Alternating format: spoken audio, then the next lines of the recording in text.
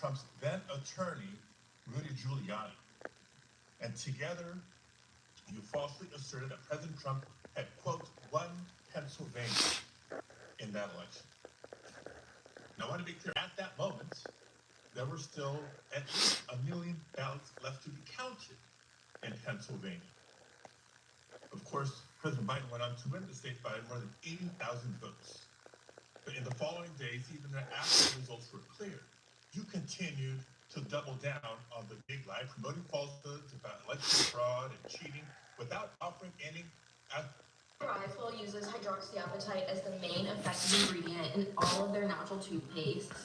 They're made with only clean ingredients and are created to work with your oral microbiome and body, not against them. So when I discovered Ricewell and hydroxyapatite, I thought to myself, if there's a natural, safe, and effective alternative to fluoride, why wouldn't I use it?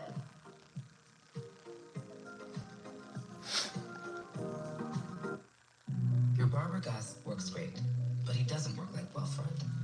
Wealthfront keeps your investments working, optimizing them automatically. If Gus worked like that, you'd always be trimming your hair, always rebalancing your sideburns, always minimizing stray neck hairs. Actual evidence. And I remember it clearly because I served as California Secretary of State at the time, and I invited anybody associated with the Trump campaign who was making these claims to come forward with evidence of irregularities in the election or massive voter fraud. 4 years later, I still have seen none. So I ask you today, do you have any evidence of election fraud or irregularities in the 2020 election? So, First Senator. Yes or no? It's a yes or no question. First Senator. Do you have evidence, yes or no? First Senator. I'm so sorry about the fires to you and Senator Schiff and what you're going through in your states. I have to say that. I appreciate that. My clock is ticking and I want to all of our hearts go out to everyone in California for what you're facing right now. I'm glad you asked the question about Pennsylvania. It's a yes or no question. Do you have evidence, yes or no? Senator, I was hoping you'd ask the question. Do you have evidence, yes or no? I traveled to Pennsylvania. Do you have the evidence, yes or no? Senator, to Pennsylvania. Okay, you're not answering my question. If you have no evidence to offer, let me ask you this. Will you now retract your previous statements that Trump won Pennsylvania in the 2020 election, yes or no? Oh, Senator, I traveled to Pennsylvania, and let me tell you what I saw first. Yes or no? I didn't talk about California because I was not in California. I talked about yes or no. I talked about Pennsylvania because Mr. I Chair, was there. I'm going to move on because you're still not answering my questions. And I want to know, colleagues, for everybody, members of the committee and everybody watching, that the attorney who stood beside Mr. Giuliani was making very similar statements. And he has since been disbarred from multiple jurisdictions for making these false claims about the 2020 election in court. And like Mr. Giuliani, as you've noted today, you've taken an oath to uphold the Constitution just as an attorney. And now you're asking us to consider you to serve as the chief law enforcement officer in our country. So it's imperative, respondent, you subscribe to facts and evidence and not politically convenient conspiracy theories. Your job will be to protect voters and election workers, not to undermine and dox them. Now, I know that earlier you agreed that Joe Biden is in fact president, but many of the president-elect's inner circle continue to spread the big lie about the 2020 election. Then move on to a different topic. Senator, you were speaking. May I speak? You cut me off when I was question, speaking. you can speak, and I hope you answer, respondent. Well, I'd now, like to answer the previous one, Senator. When we met yesterday, You pointed your finger at me and you said did not you were seem to be speaking. familiar Let me answer with my question.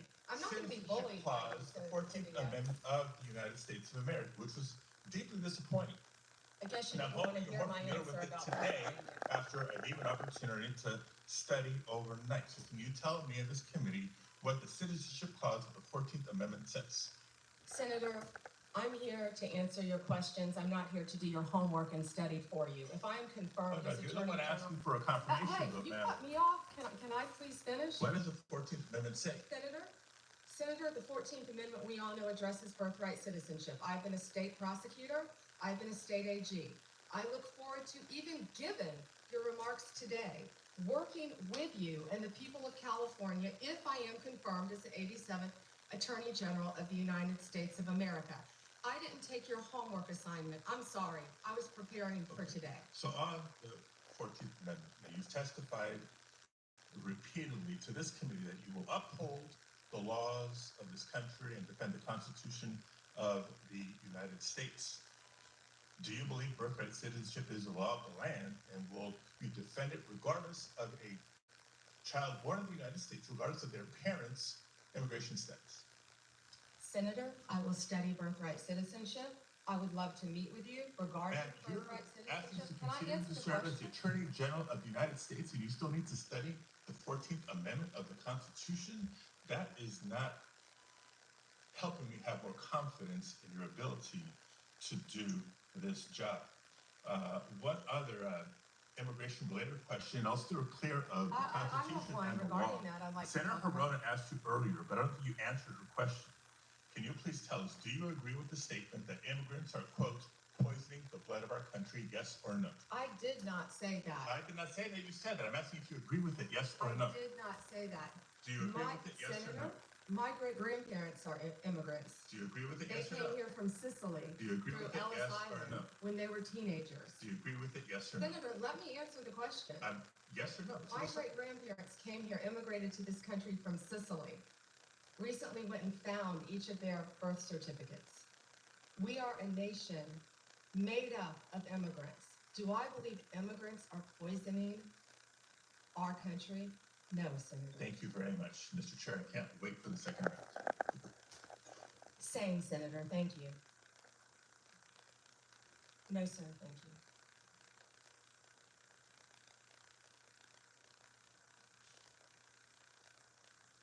Suggestions about unfair statements about the 2020 election. I thought I'd remind people that Senator Schumer and former Senator Casey raised questions about the Pennsylvania Senate race just a few months ago. In 2018, numerous Senate Democrats, some of them on this committee, claimed that the Georgia governor's election was stolen. In 2016, Hillary Clinton and a host of Democrats claimed the election was stolen or illegitimate and blamed Russia for the loss. And every one of my Democrat colleagues voted last month to confirm Judge Anthony Brzezinski. He engaged in lengthy litigation regarding his loss of the 2020 congressional election and did not concede until 3 months after the election. I think we all agree that our elections can be more secure and better run, but I find these lines of attack against the nominee very partisan. Senator Brett. Thank you, Mr. Chairman, and thank you so much for being here today, and really glad to see your family. I had the opportunity to help them find where to come back in. Thank you, Senator. They are all so excited and rightfully so, and so proud of who you are and the work that you've done. And speaking of, I think it is absolutely, completely ridiculous that anyone on the other side of the aisle would ever say that you are anything but immensely qualified for this job. From your time as a career prosecutor to then a two-time Attorney General of the third largest state with regards to all of the people that operated underneath you, with what you were able to achieve, it is truly remarkable. The United States of America could only be so fortunate if you were confirmed and to have someone of your caliber, of your intellect, and of your experience running a department that unfortunately has been run into the ground. So I think that is full-on gaslighting, which, by the way, I had to get my children to explain to me what that was. Not only that, but to act like you would be the one that would weaponize the Department of Justice. What I have heard you say time and time and time again is that you will follow the law. And this is coming from a side of the aisle that has allowed the Biden administration, by saying nothing, they've allowed them to go after parents. Savings. Big O savings. Get $80 to $100 instant savings on 4 select in-stock tires. Plus 0 interest and paid in full within 12 or 6 months. Big O Tires, the team you trust. Upgrade your bath with USA Bath's Winter Upgrade event. Get upgraded to a custom color for free. Visit usabath.com. For a sleep, safe.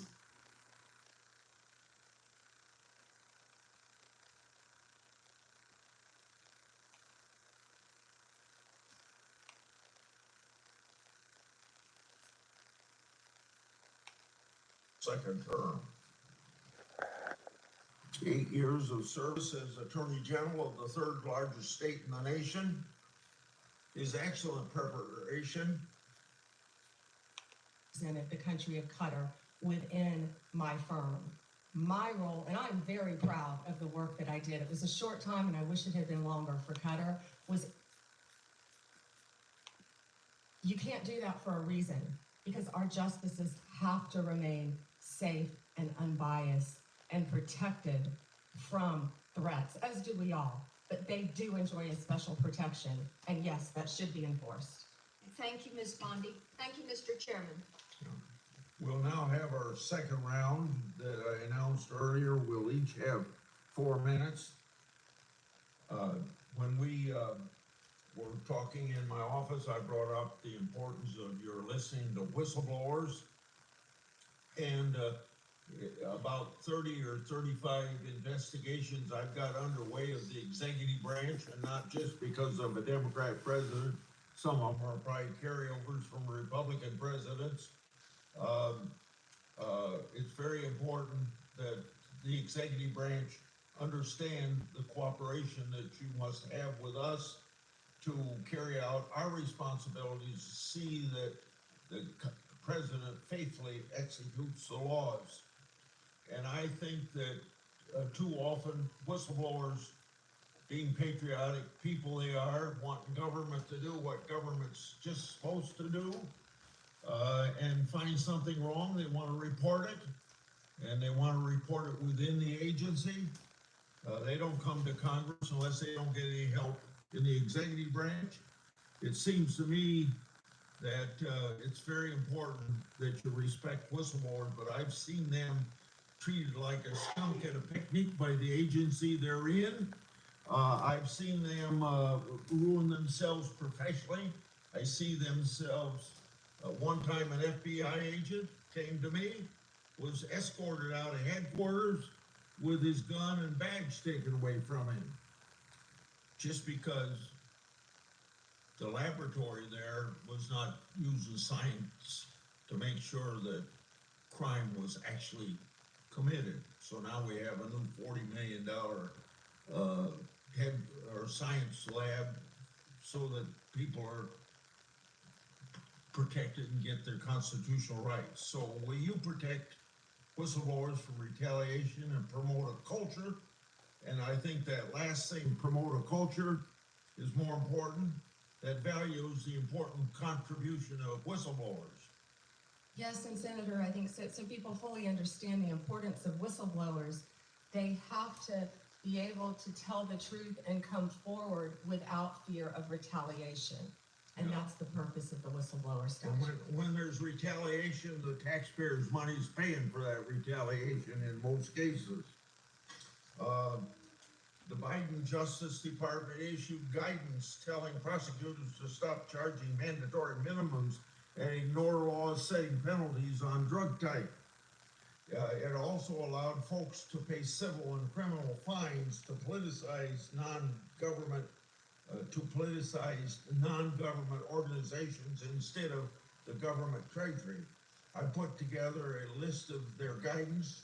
I find it very concerning and unfair to the taxpaying public, and I'd like to have you review those policies very soon after you're confirmed. Absolutely, Senator. In regard to antitrust, enforcing antitrust laws is extremely important to ensure that markets are fair and that consumers are protected. I've been active in making sure that the Justice Department and the FTC carefully scrutinize mergers and that they look out for anti-competitive behavior and predatory practices. I keep a close eye on these issues as they impact my state of Iowa, in particular agriculture, healthcare, and technology industries, and I'm interested in your commitment to make antitrust enforcement a priority. Antitrust enforcement was a priority when I was a state AG, and it will be a priority if I am confirmed as Attorney General. And again, I am so proud to have Gail Slater handling that. She is Do you agree that, loved by both sides. okay, well, my time's up, go ahead, Senator. Go ahead if you want. Okay, this is, the Civil Rights Division in your department, if you're head of it, supposed to enforce laws against race and sex discrimination, but under the Biden administration, the Justice Department has arguably promoted discrimination and turned a blind eye to racist hiring practices. Do you agree that race and sex discrimination by employers is illegal, even if the discrimination is called diversity or equity? No one should be discriminated against. Go ahead. I'm done. You owe me 44 seconds. Ms. Bondi, I'd like to say something, and I hope you agree with it. Violence is never acceptable when it comes to political expression. I think I said that initially. Yes, I do agree. Of course I agree. I abhor that sort of thing happening when it comes to conservative Supreme Court justices, and I abhor it when it comes to Nancy Pelosi's husband being attacked in his home, That was horrible. which we should all say unequivocally both are unacceptable. I think you agree, correct? Horrible. All right. I guess as I reflect on what you've said today, a couple things surprised me. I did not expect you to be as outspoken as you are. To the Freedom of Information Act, I believe in that. I actually dealt with the public records when I was a state prosecutor. It's been so long ago, I'd forgotten about that. Yeah. So I Well, just handled to- all the public One, records. just sort of point of order here. The FOIA, the Freedom of Information Act process is one thing. Anybody can get information under the Freedom of Information Act process. As senators, we should be able to do better than that. When we're doing worse than that, that's a sign that somebody's hiding something. When we're doing better than that, that's a good thing for congressional oversight. Thank you, Chairman. Thank you. Senator Tillis. Can we take a minute off Senator Schiff, since I'm joking? Since he took an extra minute, I'm joking. Yes, you can. But you wanted to say something to Senator Schiff? No, sir, I asked if we could take a minute off Senator Schiff, since Senator Whitehouse went took an over by a extra minute. minute. I was teasing. Okay. Senator Tillis. Thank you, Mr. Chairman. Ms. Bondi, I wanted to come back, and I'm glad I did, because I got another mark on my bingo card. QAnon came up. It's a little known fact, but the so-called, I think I heard someone say that it's an organization, a cabal that has cannibalistic tendencies. I don't know if y'all know this, it's a well-documented fact that the so-called QAnon shaman is a vegetarian who actually had to be transferred to another prison to satisfy his dietary needs after being sentenced to 41 months in prison. So I don't know if all the QAnon people are cannibals, but it's a little bit absurd. I just wanted to add a little levity here and let y'all know I'm one mark away from hitting bingo. Yeah, but you know, it's important to talk about this, folks, because this is the part I don't like about the big committee. I love intellectual property subcommittee because we don't get into this theater. But it's just absurd to think that, and it was mentioned in reference to a comment that Cash Patel made, who I spoke with earlier today. You know, it's just absurd to kind of throw that stuff out there. Does anybody honestly believe someone with a distinguished career like Cash Patel thinks that a cannibalistic cabal controlling the internals of government really exists? Let me give you an example why I resist that notion. I resist the notion that most of the members here, who all raised tens of millions of dollars through Act Blue, that has a subpage that only until Senator Butler finally told them to take it down, after I spent a year ranting about it, on their Act Blue, a subpage on Act Blue had the all cops are bastards subpage and fundraising drive. I came to this committee for a year and tried to encourage my members to say, this is absurd. So would it be fair for me to say that President Biden is embracing an organization that thinks all cops are bastards and you should have a fundraising run for 13.12 miles and protest outside of police departments and put pressure on them? Say that President Trump or you or anybody else or somehow have some, or Kash Patel have an allegiance. It's so absurd to think in a big hearing like this, we actually just talked about that we actually think someone of the stature and the experience that would come before this committee would actually think a bunch of people eating cabals controlling the innards of government was real. That's just being, I get the theatrics, I get the marketing department thought it'd be really cool if it was said, but guys, that's not us at our best. And I just thought it was kind of funny that he's a vegetarian too.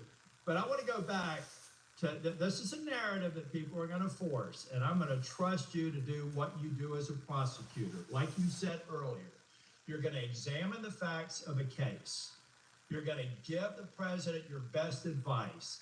If you, I cannot believe if there is compelling evidence that you as a prosecutor know that this person breached the Capitol and injured a police officer, that the president would even ask you to consider it. And I certainly can't imagine you recommending that they move forward. It's a hypothetical. I don't want you to respond to it, but your track record as a prosecutor would suggest otherwise. Last question.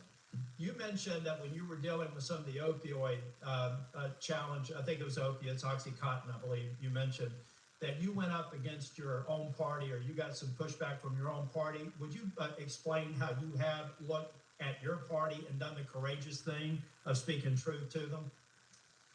Oh, I remember when that started. Several of my former colleagues are behind me. They're probably smiling. But I remember when that started, I said, "Oh, I'll never get elected to a second term," because yes, I fought for what I believed in, based on meeting these victims' families and seeing the need. And I fought the industry. Ooh, that was a and you big were in an industry. elected and position. the doctors. You were in an elected position with a lot of people with a target on you, and you stood firm. Thank you. More than once, Senator. Thank you. Senator Coons. Thank you, Chairman Grassley. Attorney General Bondi, in our previous conversation, we talked about criminal justice reform, and in particular, your contribution to the enactment of the First Step Act in the previous Trump administration. I just want to talk with you about a couple of bipartisan initiatives in this area. Lee, Durbin, Tillis, Booker, and I have introduced a bipartisan bill called the Safer Supervision Act. It focuses on the fact that federal probation officers have a massive caseload, often more than 100 folks they are supposed to be closely supervising. And this bill would work on focusing supervised release resources on those who really need it and creating positive incentives for those who are willing and able to be rehabilitated and leave prison much less likely to reoffend.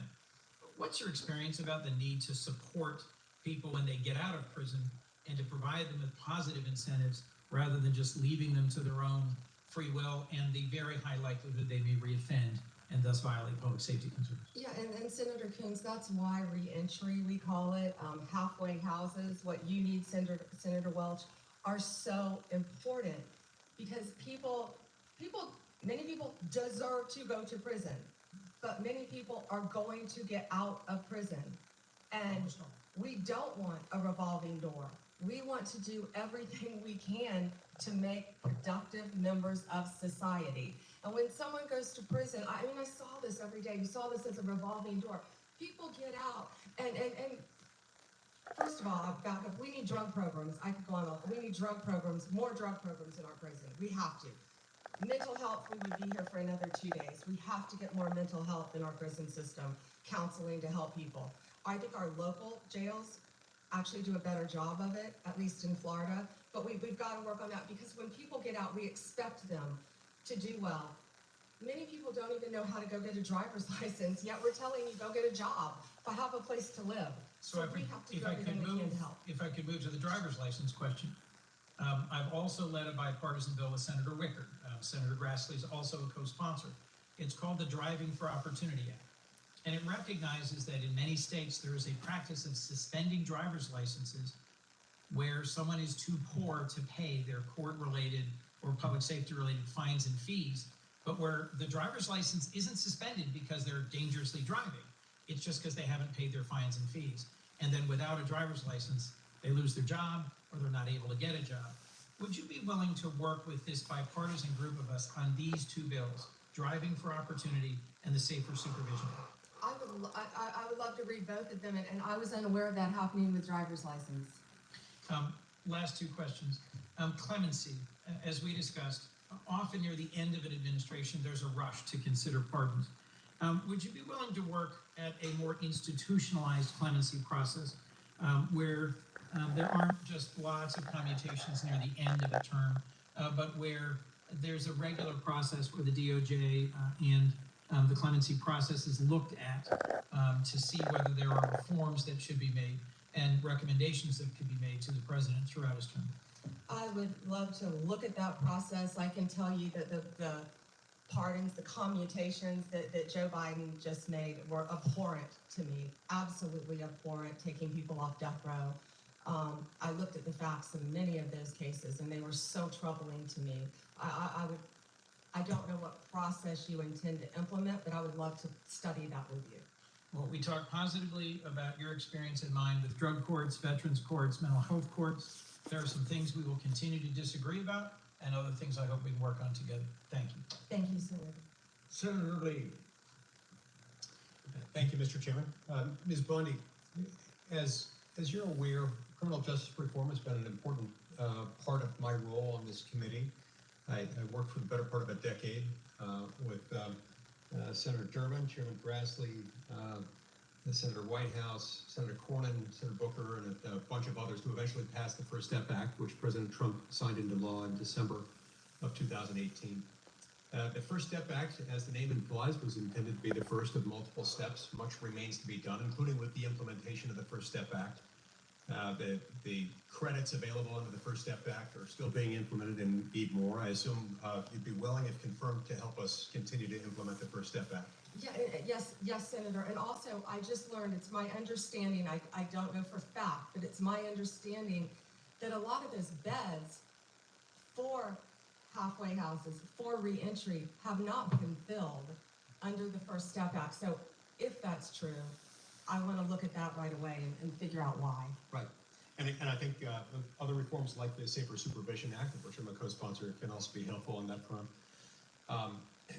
It's always important to make sure that we're running, although ours is not the largest